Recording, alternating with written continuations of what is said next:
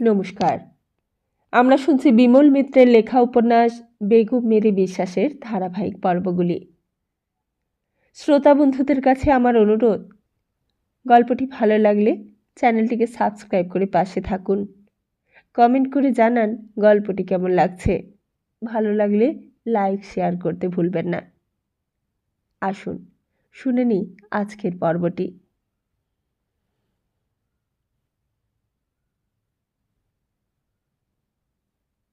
Beverage সাহেবের সোরার গদিতে তখন ষষ্ঠীপদ ঘুম থেকে সবে উঠেছে।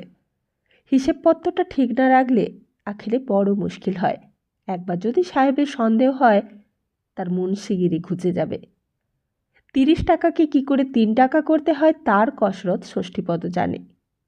ষষ্ঠীপদ মুখে বলে, আমি বাপু ধর্ম করতে এসেছি, ধর্ম করে যাব, তাতে যদি আমার লোকসান হয় তা হোক। আমার বাপের কাছে আমি একটা জিনিস খুব শিখেছি বাপু, যে অধর্মের পয়সা থাকে না। আর সেই অধর্মকেই ধর্ম বানাতে হলে হিসেবটি কিন্তু পাকা রাখা চাই।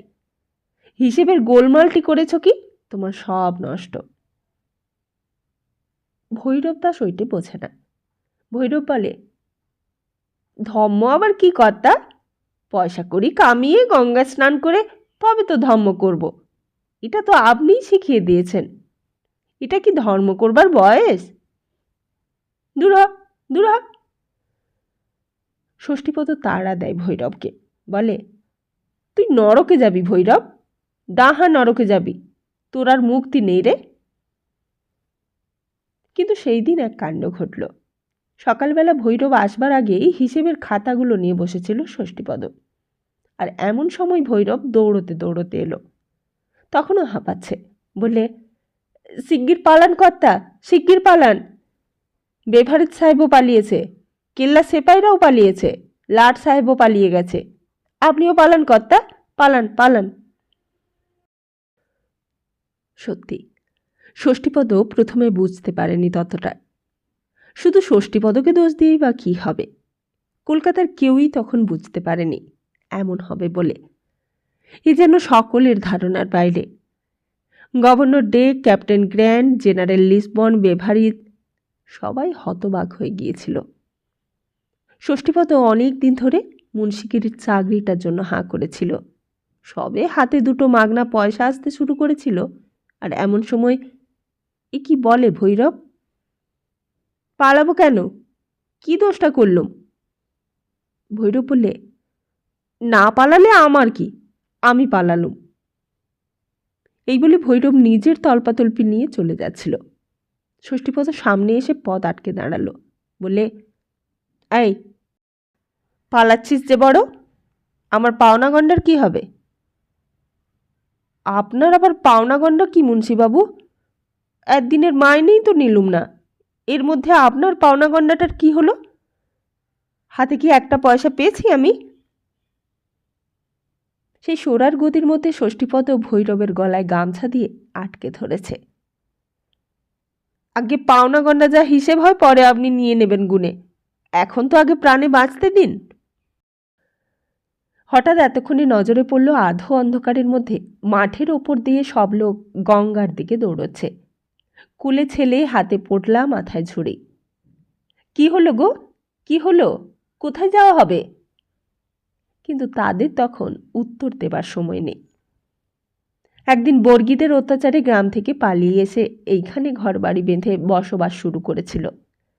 আবার এখান থেকেও নবাবের অত্যাচারে পালিয়ে যেতে হচ্ছে। গরিব প্রজাদের কোথাও গিয়ে শান্তি নেই। কোনো যুগেই শান্তি নেই। রাজার রাজার লড়াই বাঁধলে উলুখড়েরই প্রাণ যায়। উলুখড়েরা এই দেশ থেকে ওই দেশে প্রাণ বাঁচাতে প্রাণান্ত করবে। আর ষষ্ঠীপদরা সেই সুযোগে ভৈরবদের গলায় গামছা দিয়ে টাকা করি সব শুষে নেবে। আবার ওই দিক থেকে কারা যেন সব হইচই করে চেঁচিয়ে উঠল, ওই শুনুন কর্তা, নবাবের সেপাইরা এসে পড়ল বলে, এখন ছেড়ে দেন আমাকে। ষষ্ঠীপদের কি যেন মনে হলো। বলে, তবে তোর ট্যাকে কি আছে দেখা। ট্যাকে আবার কি থাকবে কর্তা? কানা কড়িটাও আজ ট্যাকে নেই, এই দেখুন না। ভৈরব নিজের ট্যাগটা উপর করে দেখালো। ট্যাগটা ঝেড়ে দেখেও ষষ্ঠীপদের যেন সন্দেহ গেল না। বলে, তাহলে সেদিন যে তোকে 3টে টাকা দিলুম সেটা কোথায় গেল? আগে সে তো আমার হকের টাকা, সে আমি খরচা করে ফেলেছি। এই 7 দিনের মধ্যে 3 টাকা খরচা হয়ে গেল। তুই যে দেখছি বেভারিজ সাহেবের ঘাড়ে আগে কিছু দেনা ছিল, তাই শোধ করেছি। ততক্ষণ গোলমালটা আরও বেড়ে উঠেছে। গঙ্গার ঘাটের দিকে কয়েকটা জাহাজ পাল তুলে দিয়েছে। ফিরিঙ্গি সাহেবেরা সব হুড়মুড় করে উঠছে তাতে। দূর গোবিন্দপুরের দিকেও সবাই দৌড়চ্ছে। ষষ্ঠীপদের হঠাৎ কি যেন মনে হলো। ভৈরবকে একটা লাথি মারলে পা দিয়ে, বলে, যা, তোকে ছেড়ে দিলুম। আর তারপর মনে পড়ল, এই সময় মাথা ঠিক না রাখলে সব গোলমাল হয়ে যাবে। বিপদের দিনে যে মাথা ঠিক রাখতে পারে সেই তো যেতে। তাই তাড়াতাড়ি ষষ্ঠীপদ তহবিলটা ভালো করে দেখলে। সাহেব আগের দিন এসে সব টাকা করে হিসেব করে দিয়ে গিয়েছে। মনে হলো আর তো কিছুক্ষণ, তারপরে নবাবের ফৌজি সেবায় এসে পড়বে, আর তখন হয়তো দাও দাও করে জ্বলবে এই গদি। ষষ্ঠীপদ আর দাঁড়ালো না, মালকোচা মেরে রাস্তায় বেরিয়ে পড়ল। এই তো সুযোগ। বর্গীদের সময়ও লোকে যখন গা ছেড়ে পালাতো, ষষ্ঠীপদ তখন তাদের সঙ্গে পালাতো না। ছেড়ে ফেলে যাওয়া ফাঁকা বাড়িগুলোর মধ্যে ঢুকে পড়তো ষষ্ঠীপদ, আর ঢুকে খুঁজে বেড়াতো কোথায় বাসনকোসন আছে, কোথায় সোনা দানা আছে। আর এমনি করে অনেকবার অনেক জিনিস পেয়েছে ষষ্ঠীপদ। জীবনে শুধু একটাই মানে জানত সে, টাকা থাকাটাই এই জীবনে একমাত্র থাকা। এই চরম জ্ঞানটাই বুঝে নিয়ে ষষ্ঠীপদ রীতিমতো জ্ঞানী হয়ে উঠেছিল। তাই আর দেরি করলে না সে। সেই ভোর ভোর অন্ধকারে ষষ্ঠীপদ চকমকি ঠুকে আগুন জ্বালালো, আর তারপর পেছনের দরজা দিয়ে নিঃশব্দে বাইরে বেরিয়ে এলো। সেখান থেকে সোজা একেবারে শেঠের বাগান। শেঠদের গঙ্গার জল বিক্রি করার ব্যবসা। বৈষ্ণবচরণ শেঠ শিলমোহর করা গঙ্গা জল ত্রৈলঙ্ক দেশে মোটা দরে বিক্রি করে অনেক টাকার মালিক হয়েছে। ষষ্ঠীপদ পেছনের খিড়কির দরজার কাছে গিয়ে কান পেতে রইল, আর তারপর হঠাৎ চিৎকার করে উঠল, আল্লাহ আকবর! ওই দিক থেকে পালে পালে যারা আসছিল তারা যেন একটু থমকে দাঁড়ালো। কিন্তু অন্য এক দিক থেকে তুমুল চিৎকার উঠল, আল্লাহ আকবর! শেঠের বাগানের বুড়ো মুন্সি হীরালাল সরকারের আচমকা ঘুমটা ভেঙে গেছে। চাকর বাকর বেয়ারা সবাই জেগে উঠেছে। বৈষ্ণব শেঠের এলাহি কারবার, লাখ লাখ টাকার কারবার করে শেঠেরা শেষকালে ফিরিঙ্গি কোম্পানির দালালও হয়েছিল। হীরালাল মুন্সি ষষ্ঠীপদকে দেখে হতবাক। আরে তুই তুই এই অসময়ে কোত্থেকে? ষষ্ঠীপদ তখন মরিয়া হয়ে উঠেছে। হুজুর, সর্বনাশ হয়ে গেছে, নবাব লড়াই শুরু করে দিয়েছে, সেপাই এসে গিয়েছে, ওই শুনুন। হীরালাল চারিদিকে চেয়ে দেখলেন। তোদের গদিতে আগুন জ্বলছে না? হ্যাঁ হুজুর, সাহেব গদিতে ছিল রাত্রিরে, সেপাইরা সাহেবকে খুন করে গদিতে আগুন লাগিয়ে দিয়েছে, তাই আপনাকেও সাবধান করে দিতে এলাম। ষষ্ঠীপদ আগের থেকেই হাঁপাচ্ছিল। এবার খবরটা শুনে হীরালাল সরকারও থরথর করে কাঁপতে লাগলো। তাই আমি বলতে এলাম, যদি কর্তারা কেউ থাকে গদিতে। তুই বেঁচে থাক বাবা, খবরটা দিলি ভালো করলি। তা এখন কি করি? তহবিলে যে অনেক টাকা রয়েছে। ষষ্ঠীপদ বললে, ওগুলো সঙ্গে করে নিয়ে যান। টাকা কি ফেলে রেখে যেতে আছে? চাকর বাকরদের বলুন সিন্দুক খুলে পোডলা বেঁধে সঙ্গে নিয়ে যেতে। আরে বাবা, সে যে অনেক টাকা রে, সেই সব নিতে গেলে যে আর প্রাণে বাঁচব না। সে ও থাক, কপালে থাকে তো থাকবে, নয়তো থাকবে না। বৈষ্ণবচরণ শেঠবাবুরা বহুদিনের তাঁতের কারবারি। ফিরিঙ্গি সাহেবেরা তাঁতিদের, আরমানিদের, হিন্দুদের, শিখদের সকলকেই তোয়াজ করে ভেতরের গুপ্ত কথা আদায় করতে চায়, আর বেছে বেছে এমন মুন্সি রাখে যারা ফিরিঙ্গিদের দেবতার আসনে বসিয়ে পুজো করবে। এমন লোককে দালালি দেয় যে বিপদের দিনে ফিরিঙ্গিদের দলে আসবে। সেই দিন শেঠবাবুদের বাগানের গদি বাড়িতেও তাই যখন হীরালাল মুন্সি প্রাণের ভয়ে সব কিছু ছেড়ে পালিয়ে বাঁচল, তখন গদির সম্পত্তি টাকা কড়ি দেখবার জন্য কেউই রইল না। যে আগুন বেভারিজ সাহেবের সোরার গদিতে জ্বলল, সেই আগুন বৈষ্ণবচরণ শেঠের গদিতেও লাগল। নবাব ফৌজ নিয়ে আসবার আগেই সমস্ত কলকাতায় আগুন লেগে গেল। আর যখন সবাই পালিয়েছে, তখন ষষ্ঠীপদ একলা শেঠবাবুদের গদির ভেতর সিন্দুক ভেঙে কোঁচড় ভর্তি করছে। ষষ্ঠীপদর কাছে নবাবও যা, ফিরিঙ্গি কোম্পানিও তাই, হিন্দুও যা, মুসলমানও তাই। ষষ্ঠীপদরা শুধু টাকাটাই জানে। টাকাই তো আসল জিনিস রে। তোর টাকা হোক ভৈরব, তখন তোর হাতের ছোঁয়া বামুনরাও খাবে, মুসলমানও খাবে, ফিরিঙ্গি ব্যাটারাও খাবে। ষষ্ঠীপদর মনে হলো সমস্ত কলকাতাটাই যেন সে কিনে নিয়েছে। এত টাকা, এত মোহর, এত সোনা। সোনা দিয়ে আমি কলকাতাটা মুড়ে দেব। তখন দেখব জগৎ শেঠ তুমি বড় লোক নাকি আমি। তুমি আর আমি তখন এক জাত। কলকাতা ছেড়ে সবাই পালিয়ে গেছে। আমি কলকাতার নবাব, আর সিরাজউদ্দৌলা মুর্শিদাবাদের নবাব। তোমার যদি বেশি টাকা থাকে তো তুমি আমাকে কিনে নাও, আর আমার যদি বেশি টাকা থাকে তো আমিও তোমাকে কিনে নেব। কিন্তু এখন কলকাতার জমিদারির ৫,৭৮৬ বিঘে ১৯ কাঠা জমির মালিক আমি। আমি আবার ওই পোড়া কলকাতায় তোমাদের জমি পত্তনি দেব, ফৌজদারি বালাখানা বানাবো। আর তারপর ও কর্তা, কর্তা! হঠাৎ ডাকাডাকিতে ঘুম ভেঙে গেল ষষ্ঠীপদর। চারিদিকে একবার চেয়ে দেখলে, এই তো সেই বেভারিজ সাহেবের গদি বাড়ি। তাহলে গদি বাড়ির তক্তবসের ওপর ছেঁড়া মাদুরে শুয়ে এতক্ষণ স্বপ্ন দেখছিল নাকি? নিজের কোঁচড়টা দেখলে সে, নিজের হাত দুটোও দেখলে, জানালা দিয়ে বাইরের দিকে চেয়ে দেখলে। কি আশ্চর্য, কোথাও তো আগুন দেখা যাচ্ছে না। কলকাতা তো সেই কলকাতায় আছে, আর তার নিজের ধুতিখানাও তো সেই একই ধুতি। ও কর্তা, কর্তা! ধুত তেরিকা, সকালবেলা জ্বালাতে এসেছে। কে কে তুই?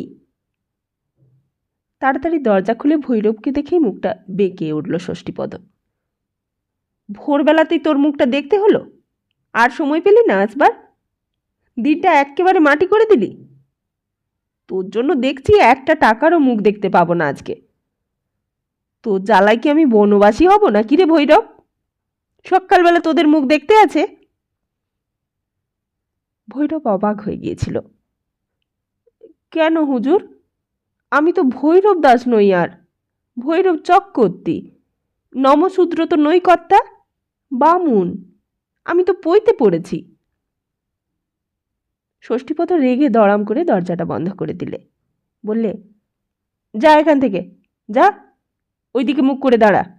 আমি ঘাটে গিয়ে আগে গঙ্গা জলে মুখ ধুয়ে আসি, তখন আসিস। ষষ্ঠীপদের সমস্ত শরীরটা ঘেন্নাই ঘিন ঘিন করতে লাগলো। ভোরবেলা স্বপ্ন হয়তো সত্যি হতো, কিন্তু ব্যাটার জ্বালায় সব মাটি হয়ে গেল। তাই ভেতর থেকে চেঁচিয়ে বলে, ওইদিকে মুখ করে দাঁড়া শিগগির। দাঁড়িয়েছিস? আগে হ্যাঁ কর্তা। দেখিস যেন আমাকে আবার দেখে ফেলিস নি। তোকে রেখে তো দেখছি আমার মহাবিপদ হলো। আমি এবার বেরোচ্ছি, বুঝলি? আগে হ্যাঁ, বেরোন, কোনো ভয় নেই কর্তা আপনার। ষষ্ঠীপদ আবার সাবধান করে দিলে। বলে, আমি গঙ্গায় গিয়ে মুখ ধুয়ে গদিতে ফিরে এলে তখন মুখ ফেরাবি, বুঝলি তো? আগে হ্যাঁ কর্তা, বুঝেছি। ষষ্ঠীপদ মাথা নিচু করে দরজাটা খুলে গঙ্গার ঘাটের দিকে গেল। তারপর ঘাটে সিঁড়ি দিয়ে নেমে দুই হাতের আঁচলা ভরে জল দিয়ে মুখ ধুতে ধুতে বলতে লাগলো, মা পতিত ধারিণী গঙ্গে, রাজা করো মা, রাজা করো আমাকে। ওইদিকে তখন বোধহয় ভোর হচ্ছে, অন্ধকার কেটে আসছে। গঙ্গার নৌকোগুলোর ভেতর তখন মাঝিরা জেগে উঠেছে। ফিরিঙ্গি কোম্পানির দুই একটা হাতি তখন ঘাটের ধারে চড়তে বেরিয়েছে। ষষ্ঠীপদ চোখ দুটো বুজে আবার তখন মন দিয়ে গঙ্গা স্তব করতে লাগলো এক মনে। মা, মা গো, মা পতিত ধারিণী গঙ্গে। চকবাজারে তখন সন্ধে হয়। সড়কের দুই ধারে দোকানে দোকানে রোশনাই। খুশবু তেল তৈরি করত সারাফত। সারাফত আলীর 3 পুরুষের খুশবু তেলের দোকান। গুলাবি আতর মাখানো তুলো কানের ভেতর লাগিয়ে দোকানের আগরবাতি জ্বেলে দিয়েছে। জ্বেলে দিয়ে গড়গড়ায় তামাক খাচ্ছে। আগরবাতির ধোঁয়া আর তামাকের ধোঁয়া মিশলে আরেক রকম নতুন গন্ধের সৃষ্টি হয়। আর সেই গন্ধতেই মৌতাতটা জমে সারাফত আলীর।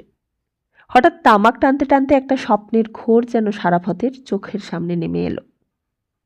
क्या बात।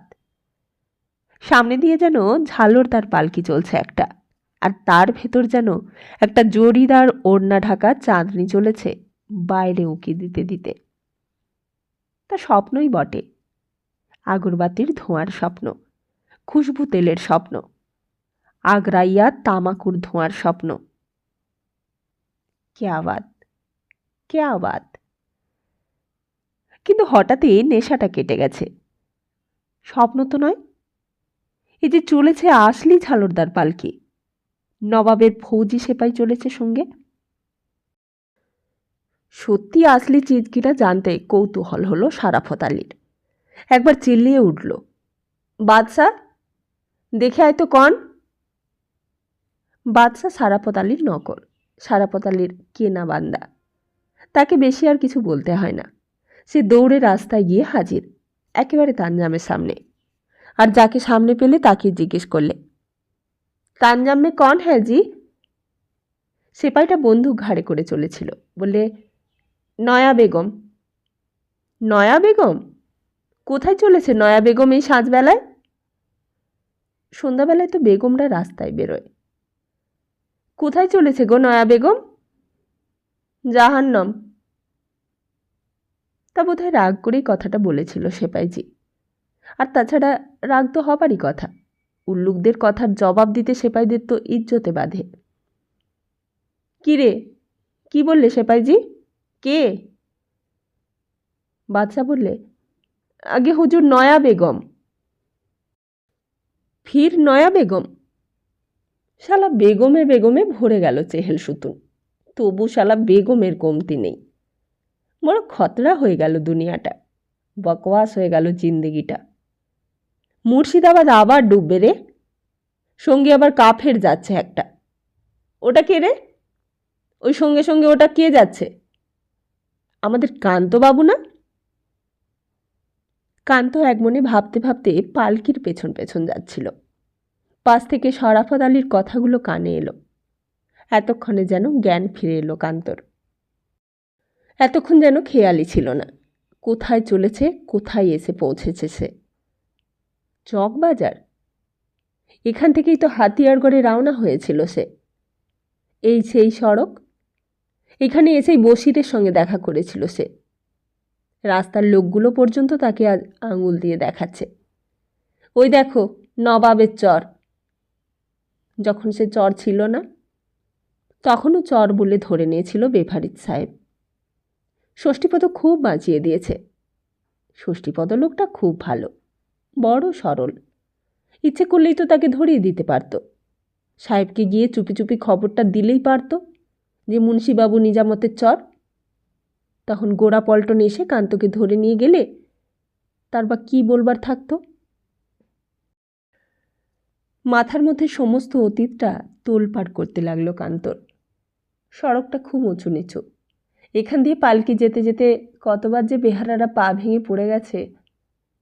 দিদিমার সঙ্গে বরচারতার রাস্তায় চলতে চলতে এমনটাই অন্যমনস্ক হয়ে যেত কান্ত। দিদিমা বলতো, রাস্তার দিকে নজর দিয়ে চল, পড়ে যাবি যে। অথচ ভাবনা না করলে চলে। সারাফত আলী হয়তো তাকে দেখতে পেয়েছে। মৌতাতের মজে হয়তো ঠিক চিনতে পারেনি। চিনতে না পারলেই ভালো। চিনতে পারলেই তো কাল আবার জিজ্ঞেস করতো মিয়া সাহেব, তানজামে চড়িয়ে কাকে নিয়ে যাচ্ছিলে বাবু সাহেব? কাটোয়ার সেই উদ্ধব দাসও সেপাইদের জিজ্ঞেস করেছিল, পালকিতে কোন বিবিজান যাচ্ছে গো?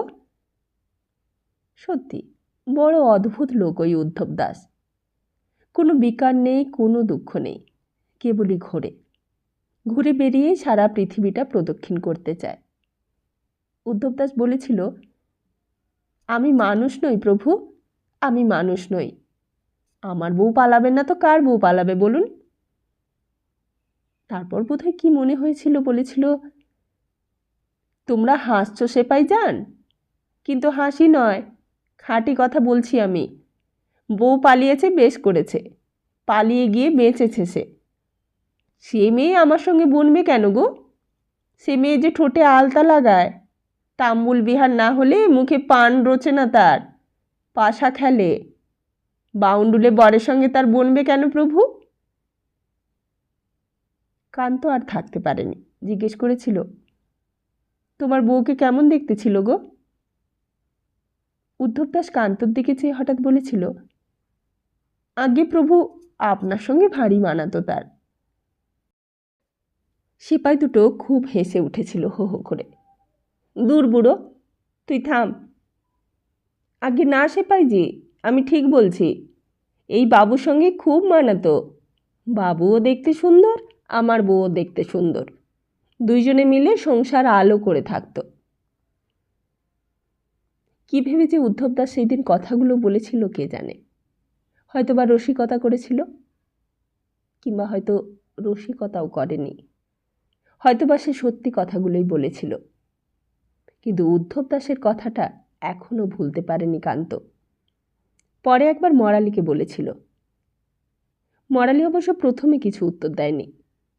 কান্ত বলেছিল, সত্যি বলছি, তুমি বিশ্বাস করো, সত্যি সত্যি দাসমশাই আমাকে সেই কথা বলেছিল।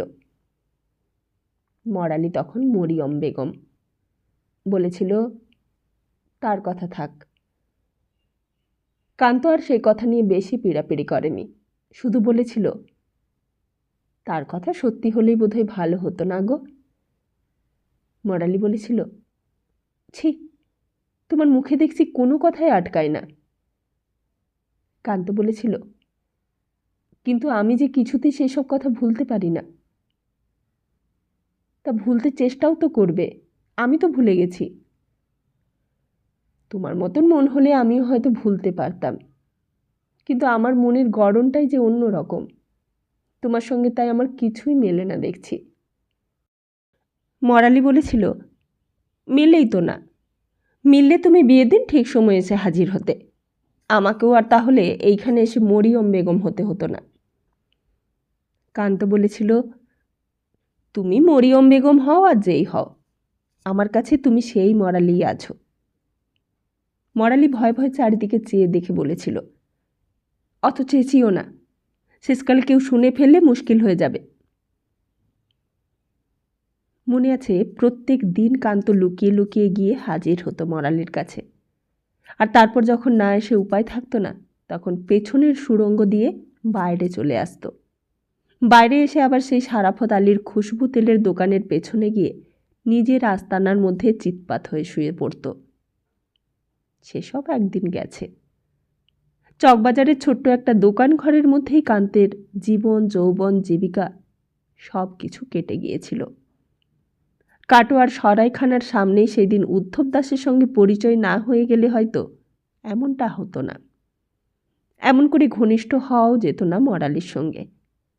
হয়তোবা পালকিতে করে রানী বিবিকে চেহেল সুতনে পৌঁছে দিয়ে সব কথা সে ভুলে যেত। তার জীবন অন্যদিকে মোড় ফিরত। কিন্তু উদ্ধব দাসই তার সব বানচাল করে দিলে। উদ্ধব দাসকে দেখে, উদ্ধব দাসের সঙ্গে কথা বলেই কান্তর জীবনের গতি অন্যদিকে ঘুরে গেল। হঠাৎ রানী বিবির ডাকেই কান্ত আবার ফিরে গিয়েছিল সরাইখানার ভেতরে। রানী বিবিও তার জন্য বোধহয় উদ্গ্রীব হয়ে অপেক্ষা করছিল। জিজ্ঞেস করলে, দেখে এলেন কে ও? কান্ত বললে, ওর নাম উদ্ধব দাস, অদ্ভুত মানুষ। কেন, কি করে জানলেন? কান্ত বললে, আপনি শুনলে অবাক হয়ে যাবেন। যার সঙ্গে আমার বিয়ের সম্বন্ধ হয়েছিল তার সঙ্গেই ওর বিয়ে হয়ে গেছে। তারপর ওর বউ কোথায় গেল? সেই জন্যই তো বলছি, অদ্ভুত মানুষ। আমার ওই রকম হলে আমি কিন্তু আত্মহত্যা করতুম, কিন্তু ও বেশ দিব্যি হেসে খেলে গান গেয়ে বেড়াচ্ছে। তা ওর বউ কোথায় পালালো? তাহলে শুনুন। এই বলে কান্ত বলতে লাগলো, তাকে আর পাওয়া যাবে না। কি করে জানলেন পাওয়া যাবে না? আমি যেদিন আপনাকে আনতে হাতিয়ারগড়ে গিয়েছিলুম না, সেই দিনই দেখলুম সেই বউকে খোঁজবার জন্য হাত চালা হচ্ছে। আপনাদের বাড়ির ঝি দুর্গাকে চেনেন আপনি? আপনারই তো ঝি সে, চেনেন? খুব চিনি, সে টুকটাক করে। হ্যাঁ, দেখি সেই দুর্গা নয়ন পিসি বলে একজন বিধবার হাত চালাচ্ছে আর বিড়বিড় করে মন্তর পড়ছে, কিন্তু সেই মরালিকে আর পাওয়া গেল না। মরালিকে? যার সঙ্গে আমার বিয়ে হওয়ার কথা ছিল, তারই নাম। তা দুর্গা বললে সে নাকি পুষা নক্ষত্রে শ্বেত জয়ন্তীর শেকড় খেয়েছে, তাকে আর কোথাও খুঁজে পাওয়া যাবে না। দেব নর গন্ধর্ব কেউ খুঁজে পাবে না। তা কথাটা দুর্গা বললে বটে, কিন্তু আমার মনে হচ্ছে সব বুজরুকি, নিশ্চয়ই সে কোথাও লুকিয়ে আছে। আপনি কি তুকতাকে বিশ্বাস করেন? কেন করব না? দুর্গার দেওয়া মাদুলি পরে কত লোকে রোগ সেরে যেতে দেখেছি। কিন্তু তাই বলে অদৃশ্য হয়ে যাবে একেবারে? তাই কখনো হয়? আমি তো উদ্ধব দাসকে বলে এলাম, নিশ্চয়ই সে কোথাও লুকিয়ে আছে, আমি তাকে খুঁজে বার করব। আপনাকে মুর্শিদাবাদে পৌঁছে দিয়েই আমি আবার হাতিয়ারগড়ে ওর বউকে খুঁজতে যাব। ওর বউয়ের জন্য আপনার তো দেখছি খুব মাথা ব্যথা। কান্ত বললে, আহা, আমি তো বুঝতে পারি বউ পালিয়ে গেলে মানুষের কীরকম কষ্ট হয়। ও অবশ্য মুখে কিছু বলছে না, হেসে হেসে ছড়া বানাচ্ছে আর গান গাইছে, কিন্তু মনে মনে তো কষ্ট পাচ্ছে। রানী বিবি বললে, ওর কষ্টের চেয়ে দেখছি আপনার কষ্টটাই যেন বেশি। কিন্তু আমার জন্যই তো ওর বউটা পালালো। আপনার জন্য পালিয়েছে কে বললে? ওই উদ্ধব দাসই তো বললে আমার সঙ্গে নাকি মরালিকে বেশি মানাতো। ওর মতে ওকে পছন্দ হয়নি বলেই সে পালিয়েছে। আপনি নিজে রাজরানী, আপনি তো সাধারণ মানুষের মনের খবর রাখেন না। রানী বিবি বললে, আমি রাজরানী হলেও সাধারণ গরিব ঘরেরই মেয়ে, আমি সব বুঝি।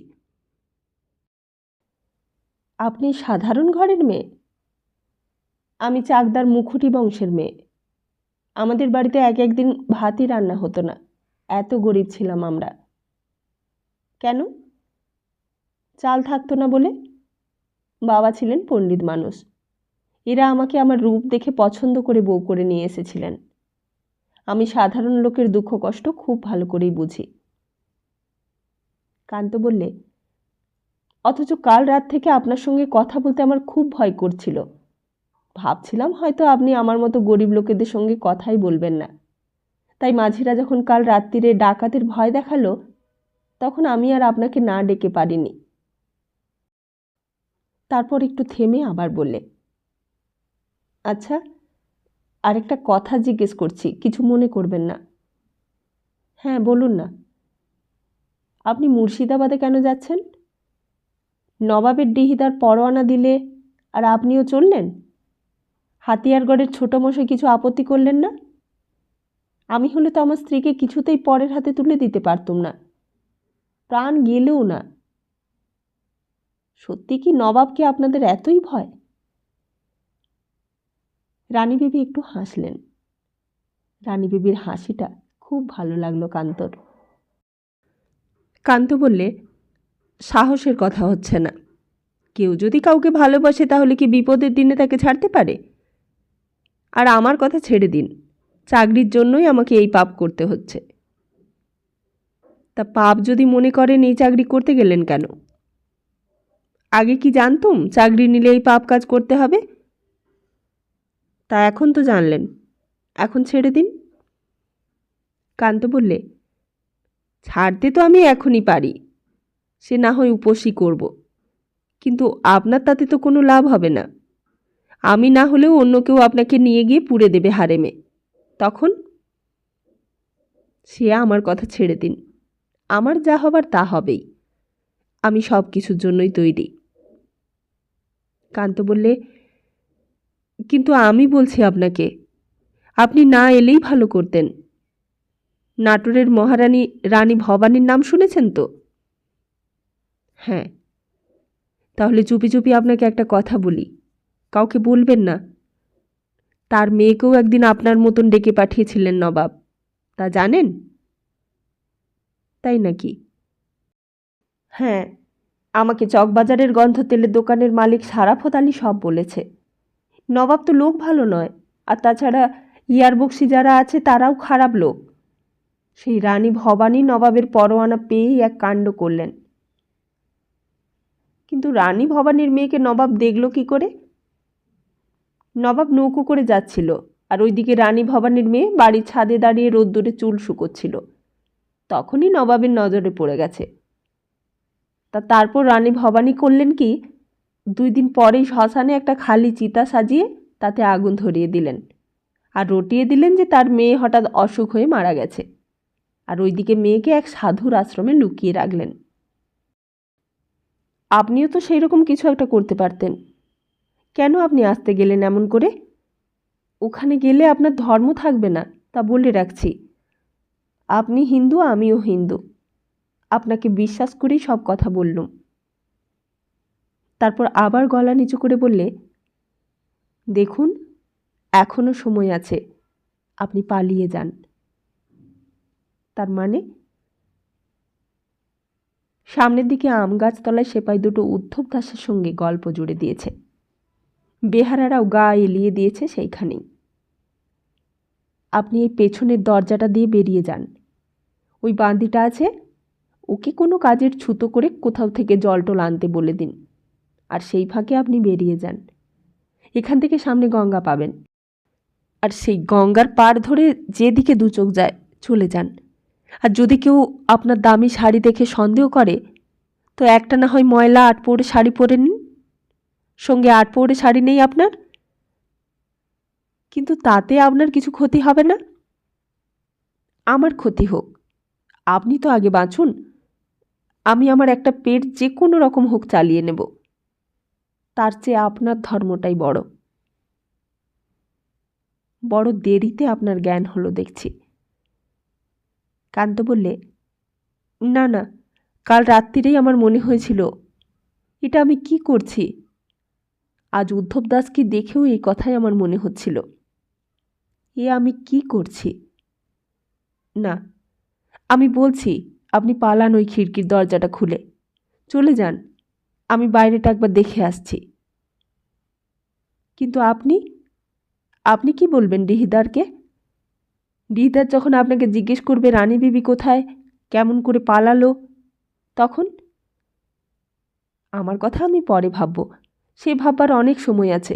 আপনি আগে যান, আমার কথা আপনাকে ভাবতে হবে না। রানী বিবি খানিকক্ষণ কি যেন ভাবতে লাগলেন, তারপর বললেন, তার চেয়ে দুজনে মিলে একসঙ্গে পালালে কেমন হয়? আপনিও আমার সঙ্গে চলুন না, আপনি থাকলে অনেক সুবিধে হতো। কান্ত একটু মনে মনে ভাবতে লাগল, কিন্তু আমাকেই বা আপনি বিশ্বাস করতে পারলেন কি করে?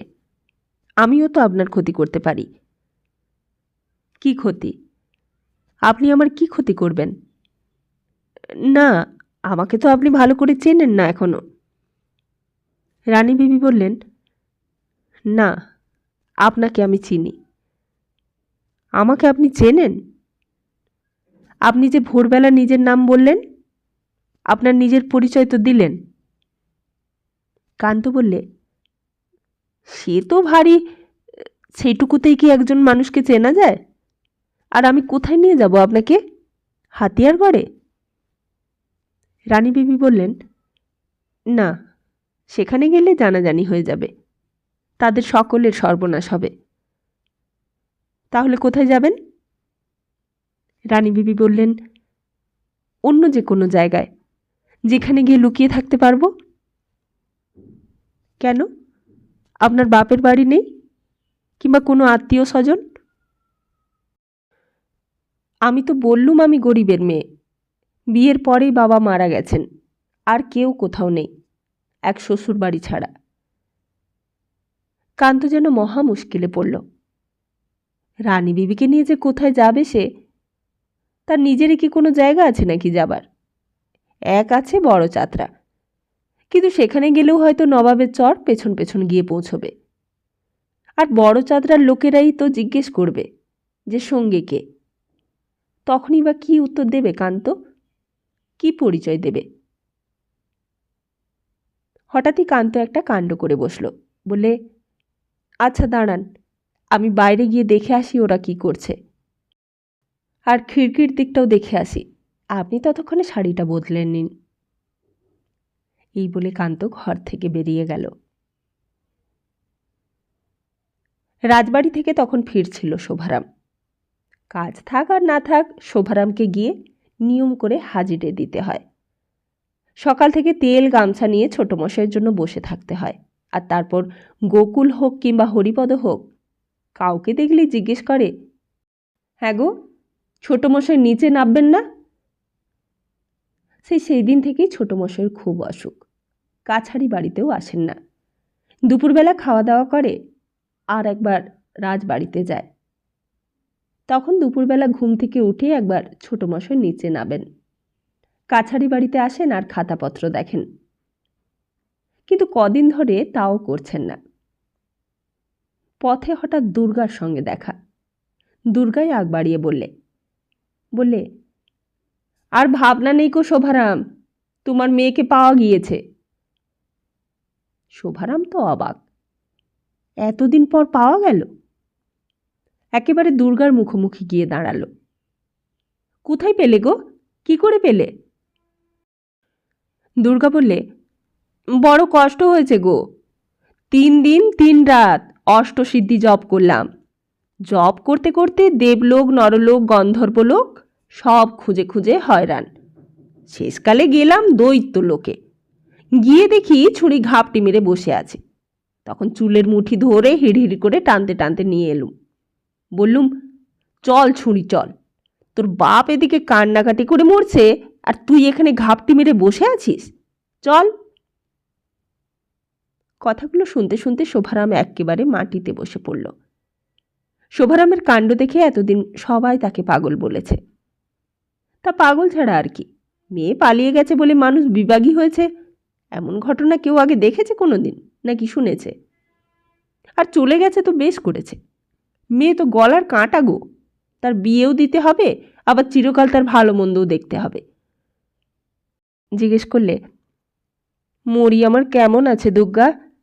আমাকে ছেড়ে থাকতে কষ্ট হচ্ছে তো তার। তা কষ্ট হবে না, বাপ বলে কথা। আমি খুব শুনিয়ে দিলুম তাকে।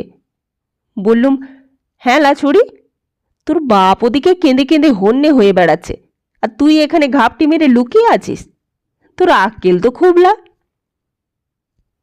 তুমি বললে তাকে এই কথা? তা বলবো না তো কি, ভয়ে চুপ করে থাকবো? শোভারাম বললে, তা তো বটেই, তা জিজ্ঞেস করলে না কেন যে পুষ্যা নক্ষত্রে শ্বেত জয়ন্তী শেকড় খেতে গেল কেন? সে কেন মরতে ওই বিষ খেতে গিয়েছিল? আমি কি অপরাধটা করেছিলুম? জিজ্ঞেস করেছি, আমি ছাড়িনি। মুখপুরীকে আমি জিজ্ঞেস করলুম, তুই আর খাবার জিনিস পেলি নে? পুষ্যা নক্ষত্রে শ্বেত জয়ন্তী শেকড় কেউ খায় রে? তা কি বললে সে? কিছুতেই জবাব দেয় না সেই কথার। আমাকে তো চেনে না, আমিও তেমন মেয়ে। আমিও তখন স্তম্ভন আরম্ভ করে দিলুম। আমার কাছে দুধ অপরাজিতার শেকড় ছিল, তাই মুখে পুড়ে দিয়ে 8 বার পরিসাধন মন্ত্রটা জপ করতে লাগলুম। তখন আর যাবে কোথায়? গড় গড় করে সব বলে ফেললে। কি বললে? ওই বললে আমি যা ভেবেছি ঠিক তাই, বর পছন্দ হয়নি। শোভারাম আরও অবাক হয়ে গেল। বললে, তা বর পছন্দ হয়নি বলে নিজের বাপকে ত্যাগ করে গেল সে? একদিন যে তাকে খাওয়ালুম, পড়ালুম, মানুষ করলুম, তার কিছুই দাম নেই রে?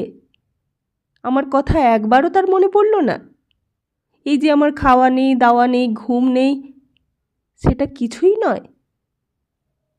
দুর্গা বললে, আমিও তো বলেছি, আমি ছাড়িনি, আমি বললুম। তুই নিজের বাপকে যে এত কষ্ট দিলি, এতে কি তোর ভালো হবে ভেবেছিস? তোর মেয়ে হলে তোকেও যে সে এমনি করেই ভোগাবে রে। না না দুর্গা, আমি যেমন ভুগছি মরি যেন এমন করে না ভোগে। আমাকে ছেড়ে যদি সে সুখী থাকে তাও ভালো, এমন কষ্ট যেন কেউ না পায়। তা থাকবে, মরি কোথায় আছে এখন? দুর্গা বললে, সেই কথাই তো তোমাকে বলছি শোভারাম। মেয়েকে তো তোমার এনেছি, কিন্তু একটা কথা আছে। কি কথা? দৈত্যলোক থেকে তোমার মেয়েকে তো ছাড়িয়ে আনছি। এমন সময় দৈত্যরাজ ধরলে আমাকে, বললে, মরালিকে কোথায় নিয়ে যাচ্ছিস? আমি বললুম, মহারাজ, এর বাপ বড় কান্নাকাটি করছে, একে একবার দেখতে চাইছে। সে বড় দুঃখী মানুষ, এই মেয়ে ছাড়া তার আর কেউ নেই। অনেক করে বলতে তবে বোধহয় একটু মায়া হলো ব্যাটার। বললে, তা নিয়ে যা মেয়েকে, কিন্তু খবরদার বলছি, এর বাপ যদি এর মুখের দিকে একবার চেয়ে দেখে, আবার এখানে একে টেনে নিয়ে আসবো। তা নিজের মেয়ের দিকে মুখ তুলে চাইতে পারবো না? না বাপু না, চাইতেও পারবে না, আর তোমার মেয়েকে যে ফিরে পেয়েছ তা কাউকে বলতেও পারবে না। শোভারাম কেঁদে ফেললে, ও দুর্গা, তাহলে আমি বাঁচব কি নিয়ে? দুর্গা বললে, তাহলে তুমি নিজেই বাঁচো, মেয়ের কথা আর মুখে এনো না। আমাকে বাপু দৈত্যরাজ পই পই করে ওই কথাই বলে রেখেছে, আমি আর কি করব? আমি তবু অনেক কষ্ট করে তোমার মেয়েকে খুঁজে বার করতে পেরেছি, এটাই যথেষ্ট। সে আমি এখন চলি গো, আমার অনেক কাজ ওদিকে। শোভারাম পেছন পেছন গেল। বললে, তা সে কোথায় আছে তা তো বললেন না গো। কোথায় আবার? রাজবাড়িতে। রাজবাড়িতেই লুকিয়ে রেখেছি, নইলে তো তোমারই বিপদ। তুমি আবার কোনো দিন মেয়েকে দেখে ফেলবে, তখন তোমারও সর্বনাশ আর মরিরও সর্বনাশ। তা তার সঙ্গে একবার কথাও বলতে পারবো না আমি? দুর্গা বললে, কথা আমি তার সঙ্গে বলিয়ে দেব, কিন্তু দেখা না করলেই হলো। কখন কথা বলবো? সে তোমায় আমি খবর দেবো ক্ষণ। এই বলে খড়খড় করে দুর্গা রাজবাড়ির দিকে চলে গেল। শোভারামও পেছন পেছন গেল, কিন্তু দুর্গার তখন আর সময় নেই। সেই রাজবাড়ির দেউড়ির সামনে দাঁড়িয়েই খানিকক্ষণ বোবার মতন চারিদিকে চেয়ে রইল শোভারাম। জগা খাজাঞ্চি হন্তদন্ত হয়ে আসছিল রাজবাড়ির দিকে। সে শোভারামের দিকে চেয়ে অবাক হয়ে গেল। বললে, কি রে, এখানে দাঁড়িয়ে দাঁড়িয়ে কি করছিস একলা? শোভারাম তবু কোনো উত্তর দেয় না। সে যেন জগা খাজাঞ্চিকে চিনতেই পারলে না। দেখা হলে জগা খাজাঞ্চিকে বরাবর প্রণাম করে এসেছে আগে। আজ যেন জগা খাজাঞ্চিকে কে না কে বলে, কি রে, কথা বলছিস না কেন? কি হলো তোর? ফ্যাল ফ্যাল করে চেয়ে কি দেখছিস? তবুও উত্তর দেয় না শোভারাম। সরকার মশাই আসছিল খাতাপত্র নিয়ে, সেও দাঁড়িয়ে গেল। শোভারামের কি হয়েছে বলো তো সরকার মশাই? পাগল হয়ে গেল নাকি? সরকার মশাইও থমকে দাঁড়ালে, ভালো করে চেয়ে দেখলে শোভারামের দিকে। জিজ্ঞেস করলে, কি রে শোভারাম, কি হয়েছে তোর? অসুখ করেছে? শোভারাম বিড়বিড় করে বললে, দৈত্যরাজ। দৈত্যরাজ? সে আবার কে রে বাবা? কোথায় দৈত্যরাজ? দৈত্যরাজ কি করেছে তোর? দেখতে দেখতে আরও কয়েকজন লোক জড়ো হয়ে গেল দেউড়ির সামনে। অতিথিশালায় যারা সেদিন এসে জুটেছিল তারাও বাইরে এসে মজা দেখতে লাগলো। হরিপদ, গোকুল তারাও এসে দাঁড়ালো। শোভারাম তখন হঠাৎ বলে উঠল, অষ্টসিদ্ধি। একজন বললে, পাগল বুঝি লোকটা? আরেকজন চিনতে পেরেছে। সে বললে, এই শোভারাম না? সেইবার তো এমন ছিল না, এমন হলো কি করে? তা পাগলা কালির বালা পরিয়ে দেয় না কেন? কে আছে এর গা? কে আর থাকবে, কেউই নেই। ওই এক মেয়ে ছিল, সেই পালিয়ে যাবার পর থেকেই অমনি। এইবার বেড়েছি দেখছি। আহা! জগা খাজাঞ্চিবাবু তখনও শোভারামের সামনে গিয়ে হাত মুখ নেড়ে বললে, তুমি বাড়ি যাও শোভারাম, বাড়িতে গিয়ে চুপচাপ শুয়ে থাকো গে, বুঝলে? সরকারমশাই বললে, ইস, মাথাটা একদমই খারাপ হয়ে গেল। গোকুলও সব দেখছিল, সামনে এগিয়ে এসে বললে, ও শোভারাম, শোভারাম। শোভারাম গোকুলের মুখের দিকে চাইলে। গোকুল জিজ্ঞেস করলে, কি হয়েছে তোমার বলো তো? কি হয়েছে? আমাকে চিনতে পারছো? আমি কে বলো তো? শোভারাম আবার বিড়বিড় করে বলে উঠল, অষ্টসিদ্ধি। সরকারমশাই বলে উঠল, এই রে, মাথাটা খেয়েছে এক্কেবারে। যা গোকুল, ওকে ওর বাড়িতে পৌঁছে দিয়ে আয়। ভিড়ের মধ্যে এতক্ষণ একজন চুপি চুপি সব শুনছিল।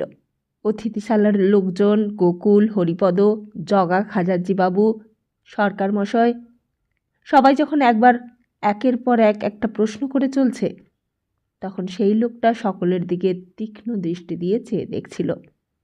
তারপর যখন গোকুল শোভারামকে নিয়ে তার বাড়ির দিকে পৌঁছে দিতে গেল, তখন সেই লোকটাও সঙ্গে সঙ্গে চলেছে। গোকুল বলছিল, তুমি একটু মেয়ের কথা ভাবা ছেড়ে দাও দেখিনি। ধরেই নাও না মেয়ে তোমার মরে গেছে। চিরটা কাল কি আর সবাই বাঁচে? আর তোমার নিজের শরীরটার দিকেও তো দেখতে হবে। ধরেই নাও না মেয়ে তোমার সুখে আছে, নয়তো ধরে নাও মেয়েকে তোমার নবাবের লোক চুরি করে নিয়ে গেছে। তা চুরি কি হয় না? আর তাহলে তাই নিয়ে ভেবে ভেবে তুমি নিজের মাথাটা খারাপ করবে? শোভারাম বললে, দৈত্যরাজ। কি ছাই বাজে কথা বলছো? দৈত্যরাজের মাথায় মারি ঝাঁটা। কোথায় দৈত্যরাজ? দৈত্যরাজ তোমার মেয়েকে চুরি করে নিয়ে গেছে? কে বললে? কে বলেছে শুনি? বিছু, হরিপদ, দুর্গা? শোভারাম হঠাৎ বলে উঠল, দুর্গা। গোকুল এক ধমকানি দিলে, ধুৎ, দুর্গা আর বলবার লোক পেলে না, তোমাকে বলতে গেছে। দুর্গা কি নবাবকে দেখেছে? দুর্গা 14 পুরুষ নবাবকে দেখেছে। আর নবাবের কি মেয়ে ছেলের অভাব যে তোমার এক ফোঁটা মেয়েকে চুরি করে নিয়ে যাবে? শোভারাম আবার দুম করে বলে উঠল, অষ্টসিদ্ধি। গোকুল সেই কথায় কান্না দিয়ে বাইরে থেকে ডাকলে, ও নয়ন পিসি, নয়ন পিসি। ডাকতে ডাকতে দুইজনেই বাড়ির ভেতর চলে গেল।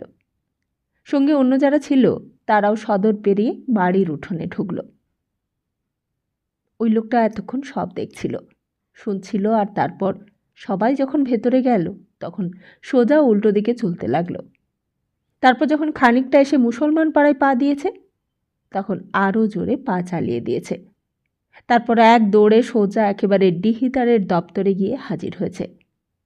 বাইরে ফিরিঙ্গিকে দেখে বোঝা গিয়েছিল রেজা আলী ভেতরে আছে। লোকটা ভেতরে যেতে রেজা আলী তাকিয়ে দেখলে, কি রে জনার্দন, হাঁপাচ্ছিস কেন? কেউ তাড়া করেছে? জনার্দন বললে, হুজুর, খবর আছে। কি খবর? নেসার সাহেবের সঙ্গে মোলাকাত হলো? হয়েছে হুজুর, কিন্তু মুর্শিদাবাদে বড় গোলমাল চলছে। গুজব রটেছে যে ফিরিঙ্গিদের সঙ্গে লড়াই বাঁধবে। রেজা আলী জিজ্ঞেস করলে, তার নবাবের এখন মেজাজ কেমন? হুজুর, নবাব তো সকলকে তলব দিয়েছিল মতিঝিলে। মেহেদি নেসার সাহেব, মোহনলালজি, মীর মদনজি, মির্জাফর সাহেব সবাইকে ডেকে একটা ফয়সালা করবার চেষ্টা করেছে। মির্জাফর সাহেবকে খুব বুঝিয়ে বলেছে নবাব যে তুমি হচ্ছ আমার পুরনো আত্মীয়, আমার ঘরের লোক। তুমি যদি আমার এই বিপদের দিনে না দেখো, কে আর দেখবে? তাই তোমার ওপর ভরসা করেই তো আমি মসনদে বসেছি। মির্জাফর সাহেবের সঙ্গে তাহলে নবাবের আবার দোস্তি হয়ে গেছে? জনার্দন বললে, হ্যাঁ হুজুর, আমি তো শুনলাম সকলের সামনে নবাব মির্জাফর সাহেবের হাত ধরে নাকি কেঁদেছে। নাকি কাঁদতে কাঁদতে মির্জাফর সাহেবকে 2 হাত দিয়ে বুকে জড়িয়ে ধরেছে? এত দূর গড়িয়েছে তাহলে? হুজুর, নেয়ামত তো তাই বললে আমাকে। নেয়ামতকে? আগে মতিঝিলের খিদমতগার। তাকে খুব পান জর্দা কাশির খুশবু কিমাম খাইয়ে হাত করেছিলাম। খুব তোয়াজ করে তাকে জিজ্ঞেস করলুম, ইয়ার সেই দিন মতিঝিলের জামায়াতে কী সব সল্লা হলো বলো আমাকে। ও তো সব আড়ালে লুকিয়ে লুকিয়ে শোনে কি না। ওই মহেদিন নেসার সাহেবকে ওই তো চেহেল সুতন থেকে ডেকে এনেছিল। ও বলছিল মালুম হচ্ছে শায়দ লড়াই হবে। নবাবের কথায় মির্জাফরের মন টলেছে। নবাবের কান্না দেখে মির্জাফর সাহেব আর চুপ করে থাকতে পারেনি। মির্জাফর সাহেবের চোখ দিয়েও নাকি পানি পড়েছিল। রেজা আলী কথাটা শুনে নিজের মনেই কি যেন মতলব আঁটতে লাগলো। জনার্দন হঠাৎ আবার বললে, হুজুর, আর একটা কথা। এই বলে আরও কাছে সরে এলো। আরেকটা কথা? কথাটা কারো সামনে বলতে চাই না হুজুর। হুজুরের নিমক খাই, তাই হুজুরকেই বলছি। হাতিয়ারগড়ে এসে দেখি রাজবাড়ির সামনে খুব ভিড়। কেন, জানাজানি হয়ে গেছে নাকি? সেই কথাই তো বলছি হুজুর। সেই যে মেয়েটা পালিয়ে গিয়েছিল বিয়ের রাত্রিরে, শুনেছেন তো? সেই যে মরালি, তার বাপ শোভারাম। সেই শোভারামটা হঠাৎ দেখি পাগল হয়ে গেছে, একেবারে একেবারে বদ্ধ পাগল। এতদিন মেয়েটা পালিয়ে গিয়েছে, তাতে কিছুই হয়নি। হঠাৎ এখন একদিন পর পাগল হলো কেন? আমার তো হুজুর একটা সন্দেহ হচ্ছে। কি? হুজুর, আমরা সেদিন রানী বিবিকে বজরা করে কাটোয়া পাঠিয়ে দিয়েছি, কিন্তু কাকে পাঠাচ্ছি তা তো পরখ করে দেখিনি হুজুর। অন্ধকারে ঘোমটা দিয়ে তানজামে তোলবার পর দরওয়াজা বন্ধ করে দিলুম, কিন্তু মুখ তো দেখিনি। যদি ভেজাল মাল পাঠিয়ে থাকে দুশ্মনী করে? কে করবে দুশ্মনী?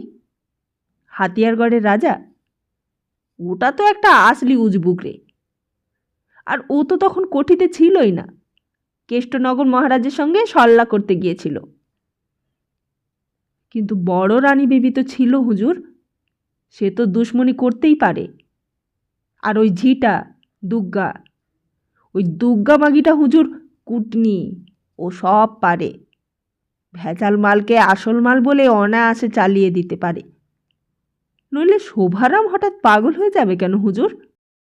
তাই বলুন। রেজা আলী ডিহিদার মানুষ, হঠাৎ ঝোঁকের মাথায় কখনোই কাজ করে না। অনেকদিন থেকে ডিহিদারি করে আসছে সে। আর প্রথম জীবনে মুর্শিদাবাদের নিজামতে আমিন কাছারি ছিল। তারপর নিজের বুদ্ধির কেরামতিতে একদিন দারোগা কাছারি হয়েছিল। আর তারপর ধাপে ধাপে হুজুরি নবিজ, খাস নবিজ, মশরেফ, মুস্তফি হয়ে শেষ পর্যন্ত ডিহিদারে। আর এরপর যদি ফৌজদার হতে পারে, তবেই জিন্দেগি খুশ হয়ে যাবে রেজা আলীর। আর সেই পথটাই এতদিন সে খুঁজে পাচ্ছিল না। জনার্দনের কথায় যেন আবার বিদ্যুৎ চমকে উঠল মগজের মধ্যে। তবা তবা, এই তো সুযোগ। আর হুজুর, এত বড় কাণ্ড ঘটে গেল, জগা খাজাঞ্চি কিংবা কানুনগো কাছারির সরকার কিছুই জানতে পারলে না? এতেও আমার বড় সন্দেহ হচ্ছে হুজুর। তাহলে তুই এক কাজ কর জনার্দন। কি কাজ? বলুন হুজুর। রেজা আলী নিজের ডান হাতের একটা আঙুল দিয়ে নিজের কপালে টোকা মারলে। অর্থাৎ মতলবটা মগজে এইবার পাকা হয়ে বসে গেছে। বললে, তুই এক কাজ কর, ওই শোভারাম ব্যাটা তো মস্তানা হয়ে গেছে, ঠিক তো? আগে হ্যাঁ হুজুর, আমি নিজের চোখেই তো তা দেখে এলুম। তাহলে ছোট মশাইয়ের নকরের কাম করবে কে? ওকে দিয়ে তো আর কাম চলবে না, অন্য নকরের দরকার। তা তুই গিয়ে ওর নকরিটা নে, আমিও তোর তলব দেব। রাজবাড়ি থেকেও তলব পাবি, দুনো আয় করবি, আর ভেতরের খবর সব জেনে নিবি। যা। জনার্দন ভক্তিতে গদগদ হয়ে বারবার মাথা নুয়ে কুর্নিশ করতে লাগলো রেজা আলীকে। হুজুর, দেখবেন হুজুর গরিবকে। এই গরিব কাফের বটে, কিন্তু হুজুরের নিমক খায়। নিজামতের একটা পাকা নকরি আমাকে করে দিতে হবে হুজুর। বড় গরিব আমি হুজুর। হুজুর মেহেরবান। আচ্ছা আচ্ছা, তুই যা এখন, দেখি তুই কেমন কাম হাসিল করিস। এই বলে রেজা আলী আবার মৌচে তা দিতে লাগলো, আর মনে মনে আবার বলতে লাগলো, তবা তবা, এই তো সুযোগ, মেহেদী নেসার সাহেবকে কেরামতি দেখাবার, এটাই তো সুযোগ।